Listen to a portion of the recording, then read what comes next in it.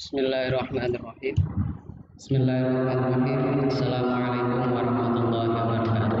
Waalaikumsalam. Alhamdulillahirabbil alamin. Puji syukur mari kita panjatkan bersama kehadirat Allah Subhanahu wa taala. Yang mana sampai pada kesempatan kali ini kita sekalian masih diberi kesehatan serta tentunya masih diberi kesempatan sehingga kita dapat bertemu dalam forum yang saya yakin ini akan menjadi forum yang akan selalu kita kenang, karena bagaimanapun hari ini adalah sejarah untuk masa depan kita. Jadi hari ini akan menjadi kenangan, maka saya harap hari ini akan menjadi satu kenangan yang indah untuk saya dan juga kalian. Terima kasih untuk dan yang kedua, sholawat serta salam tidak lupa kita aturkan ke junjungan Nabi Muhammad SAW yang senantiasa kita nantikan syafaatnya besok hari yaumul kiamat. Dan sholawat itu juga sebagai salah satu tanda atau sebagai upaya kita agar kelak kita benar-benar diakui menjadi umat Nabi. Anda bisa cek, kalian bisa cek di banyak hadis itu, banyak sekali hadis-hadis sahih yang kemudian mengatakan bahwa Nabi itu diberi privilege, diberi keistimewaan bahwa surga tidak akan terbuka sebelum Nabi. Tapi Nabi kemudian juga tidak mau masuk sebelum memastikan semua umatnya bisa masuk surga. Maka kita berdoa, jangan sampai lupa kita berdoa semoga kita mendapat tetap diakui juga sebagai umat Nabi. Salah satunya dengan sholawat itu tadi. Karena begini, terkadang kita jangan sampai kita jadi orang itu terlalu pede, terlalu GR. Semisal saya itu kenal Pak Zaki dan saya yakin Pak Zaki juga kenal saya. Tapi setelah itu teman kalian ketemu saya, Pak kenal ini enggak? Siapa Mas? Loh, katanya Bapak kenal dekat dengan. Lah, jangan sampai nasib kita kala itu begitu. Kita wis pede, kita sebagai umat Nabi, supaya aku umat Nabi Muhammad. Tapi tiba-tiba ketika kita ngaku-ngaku umat Nabi, loh siapa? Kamu siapa? Loh saya ini Nabi. Loh iya, saya kok tidak pernah lihat kamu dalam daftar orang yang sering menyebut nama saya. Kalau orang kenal itu berarti sering menyebut saya. Kalau kamu tidak sering menyebut saya, kok kamu ngaku-ngaku jadi umat saya? Maka sebenarnya kita harus pahami betul bahwa kita menjadi umat Nabi Muhammad itu adalah satu keistimewaan tersendiri, bahwa bagaimanapun di antara sekian banyak nabi yang ada, Nabi Muhammadlah yang memiliki keistimewaan bisa memberi syafaat. Dengan catatan memang kita punya KTP. KTP-nya apa? KTP-nya ya lafaz la ilaha illallah. Nah, ini bisa kita diskusikan sebenarnya, tapi yang pasti kita tetap harus berdoa bahwa semoga kita benar-benar diakui menjadi umat Nabi, sehingga nanti kita mendapat keistimewaan baik di dunia ataupun di akhirat. Oke, terima kasih untuk panitia yang sudah mengizinkan saya untuk berada di depan, dan saya diberi satu amanat yang berat sebenarnya, diminta membedah buku seorang tokoh besar yang sampai sekarang kiprahnya masih begitu besar, dan saya khawatir juga karena beliau ini punya banyak jamaah. Tadi sebelum saya naik ditanya sama Mas Iqbal sudah atau siapa tadi ya, saya bertanya lah, sudah pernah ikut maiyahan? Belum. Tapi kalau insya Allah kalau mendengarkan ceramah-ceramah Cak Non ya di YouTube sangat sering. Jadi saya khawatir sebenarnya ketika disuruh membedah buku ini, nanti saya khawatir kalau ada jamaahnya yang tersinggung, Pak Cak Non tidak seperti itu. Maka untuk bedah bukunya saya tidak mau masuk terlalu dalam, wis pokoknya, karena saya khawatirnya begini. Ketika kalian percaya dengan isi bedah buku saya ini tadi, saya khawatir nanti kemudian Anda wis rasa moco seperti kok Mas Zaki. Maka saya tidak akan bicara terlalu panjang. Kalau kalian penasaran ya baca sendiri. Memang efektifnya begitu, seperti yang disampaikan Mas Gofur tadi. Wis pokoknya kalau bisa, apalagi kemudian ada tambahan dari perspektif filsafat Islam. Saya ini sebenarnya backgroundnya PAI sama seperti kalian yang prodi PAI. Jadi background PAI tapi dapat filsafat Islam, membedah seorang tokoh yang besar.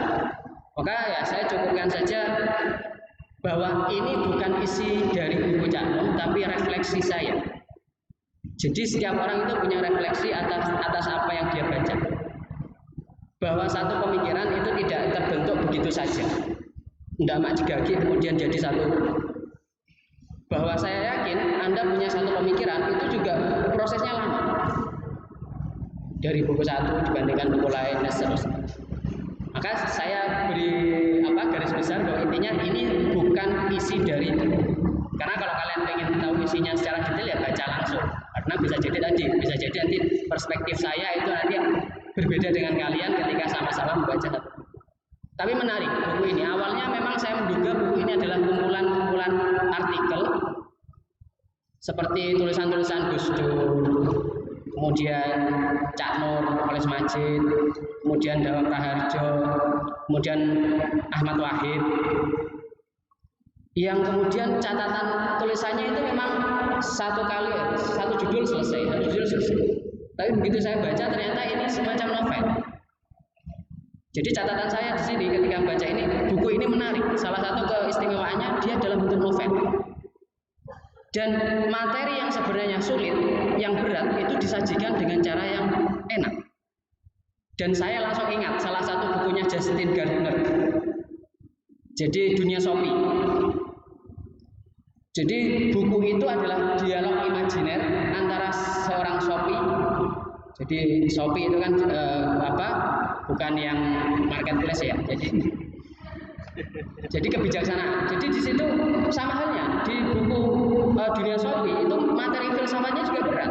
Tapi karena dalam bentuk novel, kita membacanya itu ketika berhenti itu kemudian nanggunglah.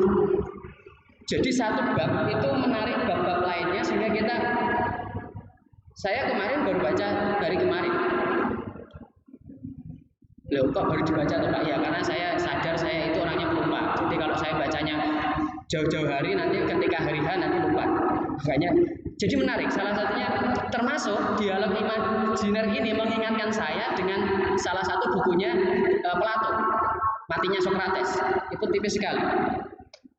Jadi Matinya Sokrates itu adalah buku kumpulan dialog terakhir Sokrates sebelum dihukum mati.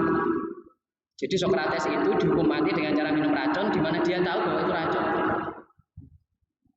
Dan dia menjadi namanya masih dikenang karena memang untuk membela apa yang dia yakini benar, itu kemudian dia rela mati. Dan sejarah selalu bicara tokoh-tokoh yang rela mati untuk kebenaran dia akan selalu diingat. Lagi-lagi ini juga dibahas oleh Cak Nun bahwa beliau mengingatkan bahwa sejarah itu penting. Jadi di dalam buku itu dijelaskan bagaimana Sokrates menjawab pertanyaan-pertanyaan terakhir dari para muridnya. Salah satunya adalah Plato.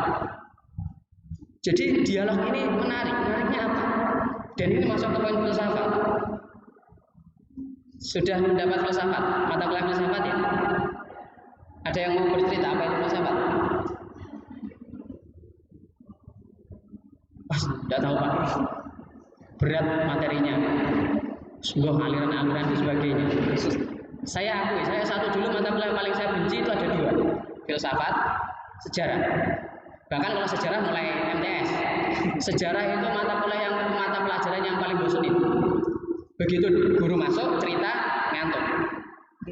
Apalagi kalau kemudian sejarah mata kuliahnya jam 2.10 menit, habis makan siang. Kemudian gedungnya di PPG sana ada AC-nya. Itu kan terus apalagi nanti yang presentasi suaranya enak, kemudian masalah. Nanti ditanya apa tadi? Terus pokoknya enak. Termasuk filsafat itu berat gitu. Tapi begitu saya kemudian beberapa kali ngajar filsafat, saya kemudian menemukan satu titik kunci, kata kunci dari filsafat sebenarnya tidak berat. Karena filsafat setiap orang itu punya aspek filsafat. Filsafat saya selalu memaknainya sebagai satu kekepoan yang akut. Maka saya sering mendoktrin mahasiswa itu filsafat itu kepo. Wis toh. Kalau Anda tetap menjadi orang kepo sampai sekarang itu berarti kalian jiwa filsafatnya masih ada.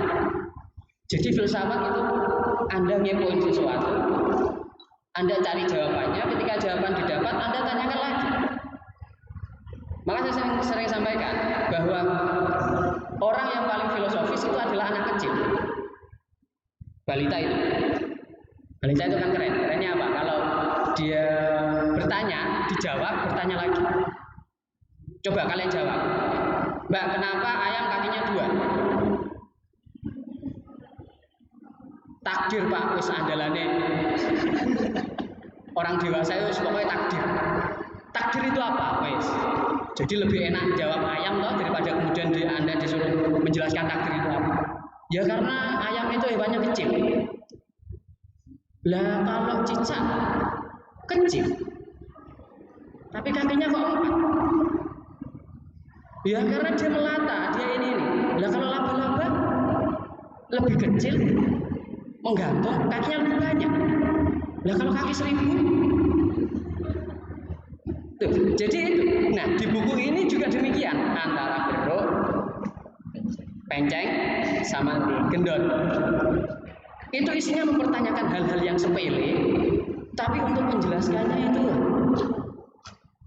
Jadi salah satu pertanyaan filosofis itu mempertanyakan hal-hal yang sangat sepele, tapi untuk menjawabnya panjang. Makanya di sini beberapa kali diskusinya itu dikat oleh sosok Simbah yang di sini adalah representasi dari Cak Nun. Karena memang mereka mengawali dari, makanya tadi disampaikan ada pembahasan tentang wedang uwo, bahkan kemudian tentang ilat, ya lidah. Kemudian ada pembahasan tentang khilafah, ada pembahasan tentang benar salah, tentang Indonesia.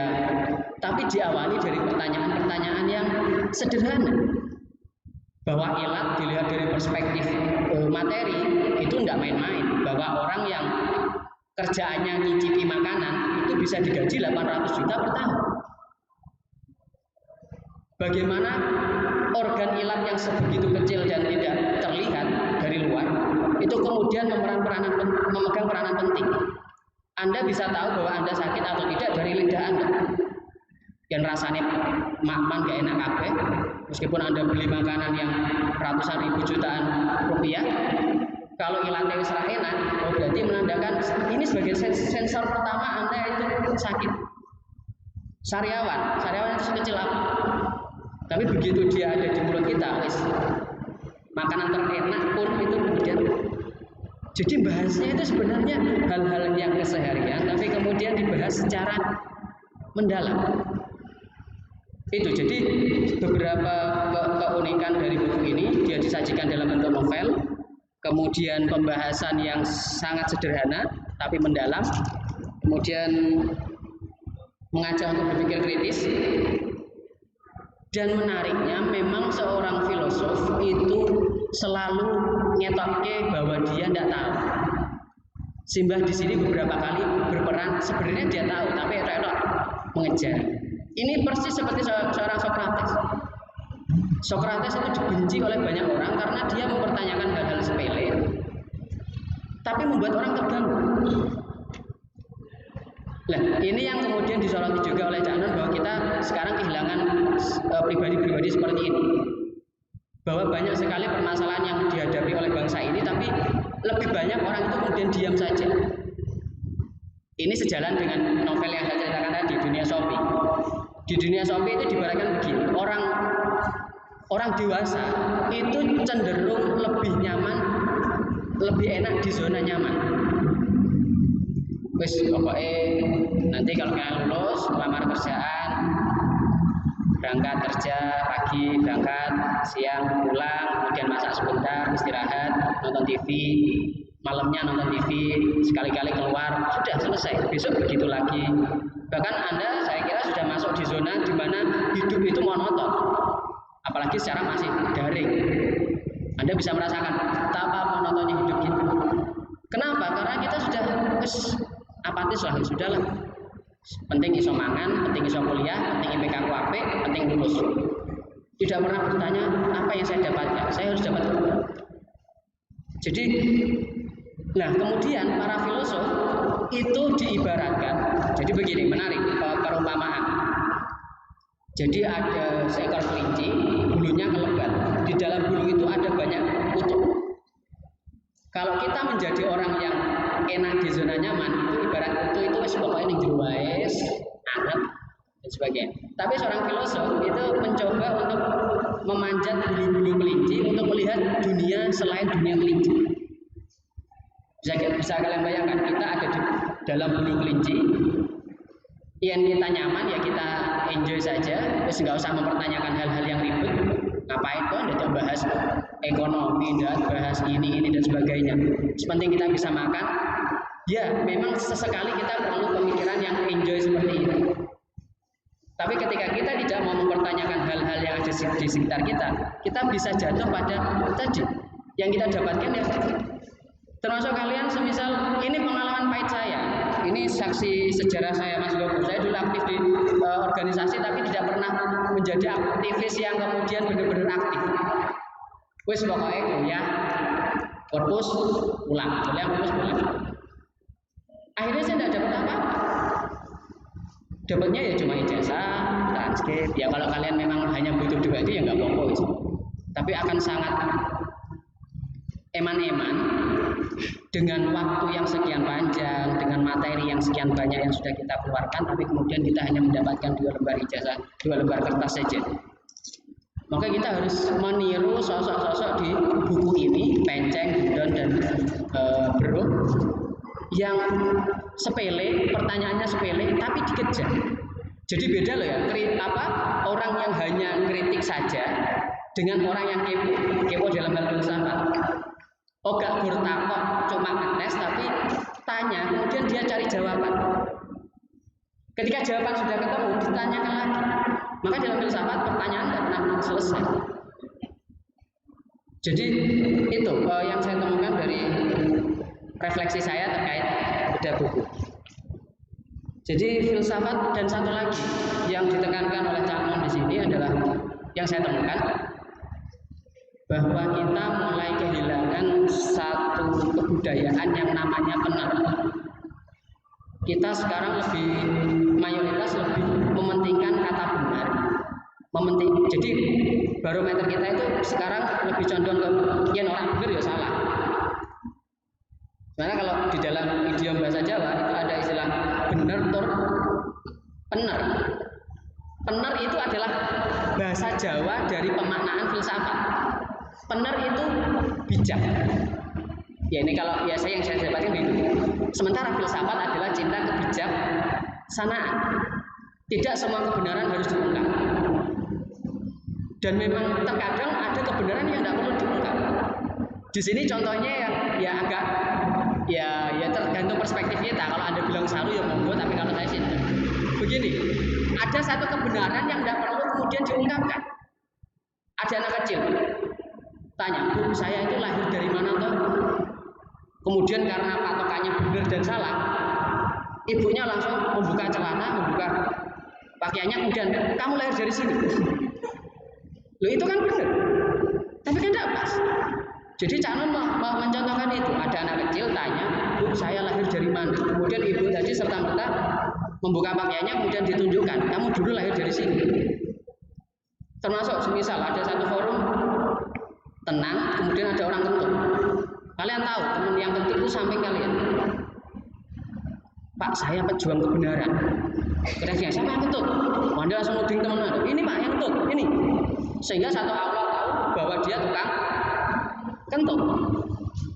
Itu kan benar. Tapi tidak semua kebenaran itu harus diungkapkan saat itu. Ada yang mencuri, Anda tahu bahwa dia pencurinya. Di sidang semuanya kemudian langsung, Pak, ini pencurinya.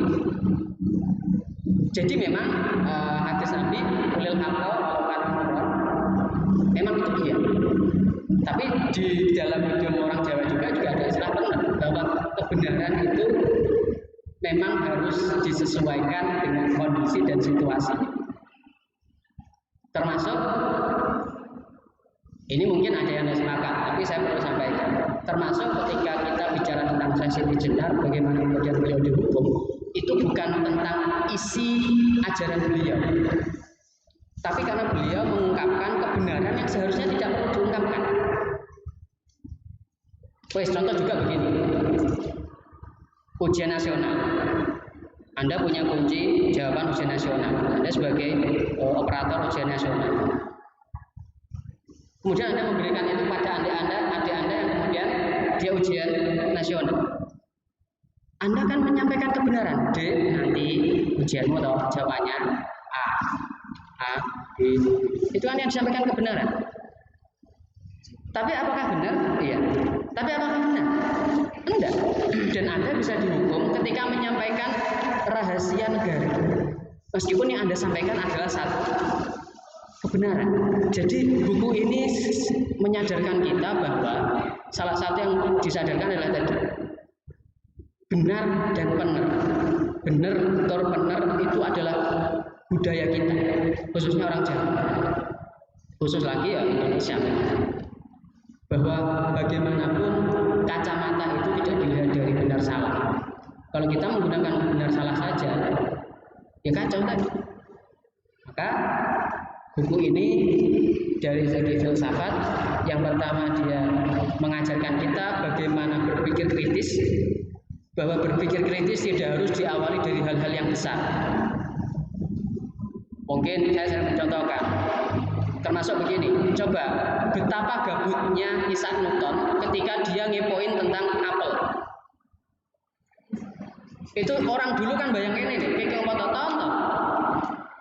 Lah kenapa? Lah apel jatuh kan ada mbok. Kepoin kenapa jatuh? Kenapa tidak melayang? Oh sekarang jatuh ya jatuh. Itu kan jawaban orang yang zona nyaman tadi. Tapi Isaac Newton enggak. Kenapa ya jatuh? Dan pertanyaan itu harus cari jawabannya, gak bertoka kok. Ini kenapa Pak? Ya sana dicari tahu, mas males Pak. Jadi Isaac Newton ketika dia sudah layah-layah. Jadi saya bayangkan dulu Isaac Newton ya gabut juga. Sekian saat di kerjaan, tentang lantuk. Kemudian dia duduk di bawah pohon apel, ada apel jatuh. Dia kaget. Kenapa jatuh? Kemudian dia lakukan eksperimen. Semua benda dilemparkan ke atas. Oh, ada yang narik. Kemudian muncullah teori gravitasi. Padahal pertanyaan dasarnya adalah sebelum Isaac Newton menemukan teori gravitasi, sudah ada peristiwa apel jatuh enggak? Sudah ada jutaan kali, bahkan ratusan ribu kali, bahkan ratusan juta kali. Tapi kenapa baru Isaac Newton yang menemukan teori gravitasi? Karena dia kepo dan mau menindaklanjuti kekepoan dia. Maka saya sering contohkan, kalau ada semut di kamar kos kalian, itu ya sekali-kali dikepoin. Semut, pikir apa tuh? Kemudian ketika Anda cari tahu, kemudian Anda, oh ternyata dia punya istana Pak. Oh ternyata semut itu dari segi bangunan dia punya arsitektur yang bagus. Oh ternyata bla bla bla bla. Saya baru tahu ternyata. Termasuk ini contoh dalam agama. Saya sudah sampaikan tadi ya, saya tidak terlalu banyak membahas buku-bukunya karena saya khawatir nanti diprotes jamaah mayahnya. Karena ini nanti saya rekam, saya masukkan ke YouTube. Jadi nanti silakan nanti di subscribe ya YouTube saya ya. Siap. Jadi Zaki Muzakil. Ya memang saya harus jualan YouTube, bukan jualan YouTube lah. Ya mengikuti zaman. Jadi mengikuti zaman. Sekarang itu eranya. Jadi begini, kepo itu penting bahkan untuk hal-hal yang sifatnya tabu untuk dipertanyakan. Misal agama. Di sini tidak tabu mempertanyakan agama. Di beda buku di apa yang benar bukan siapa yang benar. Saya ambil contoh, Anda bisa cek seorang profesor yang ngepoin tentang debu di dalam agama Islam. Mau tahu Islam itu kok masih kolot membersihkan air liur anjing saja kok masih pakai debu. Itu kan pertanyaannya. Wah kalau ketemu yang agak sentimen, wes orang saya kakek takut. Nabi nyuruh gitu. Saya dulu pernah dibegitukan teman saya. Kenapa ada anjuran membunuh hewan A, ada anjuran tidak membunuh?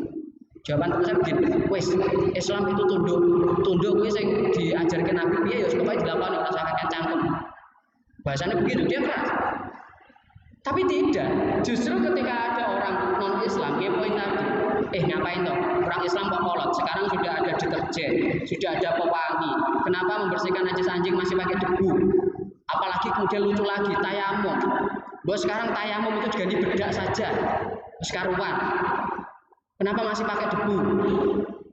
Kekepoan seperti ini ketika ditindaklanjuti ternyata seorang profesor tadi menemukan fakta bahwa debu itu memiliki unsur meminimalisir atau menetralisir sesuatu yang sifatnya jelek. Dan ini sudah dilakukan orang-orang tua kita ketika enek telek lincung di depan rumah, orang tua kita ngambil debu kemudian disawurke, baru kemudian ketika kita idul kurban banyak darah itu kan tidak langsung disemprot, ambil tanah, biar caranya kemudian dikeringkan dulu baru disemprot. Ketika tidak ada seorang profesor yang meneliti, yang mempoin tentang, makanya kita harus bangga dengan Islam. Oh gak mau bangga-bangga, tapi kita disuruh menjelaskan bangganya apa, kita tidak tahu. Kita bangga, kenapa? Islam 14 abad yang lalu turunnya itu sudah berbicara tentang debu yang digunakan untuk sesuci, di mana setelah dilakukan penelitian dia memang terbukti. Makanya saran saya untuk yang mbak-mbak sudah berhentilah pakai bedak, selain mahal ya pakai debu saja. Suci kan? Wah itu suci dan memang tidak ada, karena Islam sudah begitu. Wah saya tak tantang itu yang perempuan-perempuan. Kalau memang pengen menjalankan benar-benar bahwa yaitu kalian jangan pakai bedak. Saya pakai bedak debu Pak, kenapa? Ini sunnah Nabi, karena bedak adalah debu adalah suci. Jadi kepo itu tidak salah. Jadi ada kepo yang benar-benar dia ada orang jatuh cinta, kan mesti dikepoin. Mbak, kamu temannya Mbak ini ya? Iya. Mbak, saya minta FB-nya, saya minta Instagram-nya. Wah, terus di scroll. Begitu Instagram-nya di scroll, privat. Terus biaya caranya. Kau pengalaman kok tahu banget Pak ya? Dulu pengalaman gitu. Jadi di scrolling dan kepo, dia rumahnya mana, statusnya bagaimana. Pertanyaannya, apakah ngepoin si gadis tadi itu adalah bentuk meragukan si gadis? Jadi menusuk tenan orang? Enggak toh? Kepo di situ adalah dalam bentuk dia sungguh mencintai. Sama halnya dalam agama, jangan selalu menilai orang kalau kepo terhadap agama. Apa toh Islam kok suruh sholat, langsung Anda hadir. Wes rasa kayak kok tak kok sholat. Karena ketika kita kepo terhadap agama itu juga sebagai satu bentuk kita cinta. Kenapa tuh kayak gitu? Jadi buku ini sangat menarik. Pertama dia dalam bentuk novel, kedua membangunkan kesadaran kita yang sudah lama tertidur bahwa banyak sekali hal-hal sepele yang nampak sepele di sekitar kita, dan kalau kita mau memikirkan itu kita akan mendapatkan sesuatu yang besar. Termasuk di situ juga diingatkan tentang sejarah kebesaran bangsa ini, bahwa sejarah itu tidak akan berubah. Anda harus pahami sejarah itu selalu terulang dengan pola yang sama. Ibarat sinetron itu ceritanya sama, hanya pemerannya beda. Sejarah itu begitu. Sekarang dulu ada di situ dicontohkan terakhir, ini contoh terakhir bahwa adanya proxy war, cyber war dan sebagainya, perang cyber dan sebagainya. Itu adalah pengulangan dari perang santet, tenung dan sebagainya. Kalau dulu orang menyakiti orang dari jarak jauh pakai santet, tapi kalau sekarang orang bisa menyakiti orang jarak jauh itu dengan medsos. Jadi ceritanya selalu sama. Ada cara menyakiti jarak jauh. Kalau dulu pakai santet, sekarang pakai medsos. Tapi polanya tetap jarak jauh. Jadi jangan melihat sejarah itu hanya masa lalu, tapi pahamilah bahwa cerita sejarah itu selalu mengulang cerita yang sama dengan tokoh yang berbeda. Selalu ada Fir'aun, selalu ada Nabi Musa. Dan endingnya selalu sama. Fir'aun itu jumawa ketika dia hidup, tapi mati hina. Kalau Anda mengambil peran Nabi Musa, Anda akan tersiksa. Wes kayak sinetron Indonesia lah. Wes pokoknya yang jahat itu pertama-tama wah kita sangat. Tapi nanti endingnya kecelakaan, pokoknya hina. Jadi belajar sejarah tidak hanya belajar masa lalu, tapi juga belajar masa depan, karena masa depan adalah pengulangan masa kini dan masa kini adalah pengulangan masa lalu. Saya kira itu, semoga yang sedikit ini bisa bermanfaat. Kurang lebihnya saya maaf. Jika ada yang kurang mau ditambahi, jika ada yang lebih mau dikurangi. Wassalamualaikum warahmatullahi wabarakatuh.